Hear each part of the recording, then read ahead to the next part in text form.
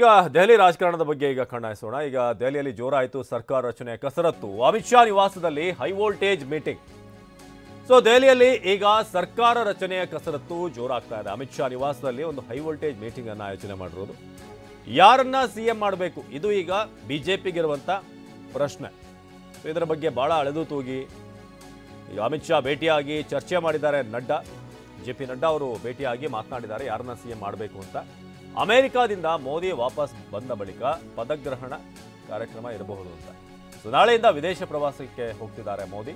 France, ಅಮೆರಿಕಾಗೆ ಹೋಗ್ತಿರುವಂತಹ ಪ್ರಧಾನಿ ಮೋದಿ. ಹಾಗಾಗಿ ಪ್ರಧಾನಿ ವಾಪಸ್ಸಾದ ನಂತರ ಪ್ರಮಾಣ ವಚನ ಕಾರ್ಯಕ್ರಮ ಮಾಡಬೇಕಾ ಅನ್ನೋದ್ರ ಬಗ್ಗೆ ಈಗ ಚರ್ಚೆ ನಡೀತಿದೆ. ಅದಕ್ಕೆ ಮುಂಚಿತವಾಗಿ ಮಾಡೋದಾ ಅಥವಾ ಪ್ರಧಾನಿ ಬಂದ ನಂತರ ಮಾಡೋದಂತ. ಯಾಕಂದರೆ ಹೇಳಿ ಕೇಳಿ ಇದು ದೆಹಲಿಯ ಚುನಾವಣೆ.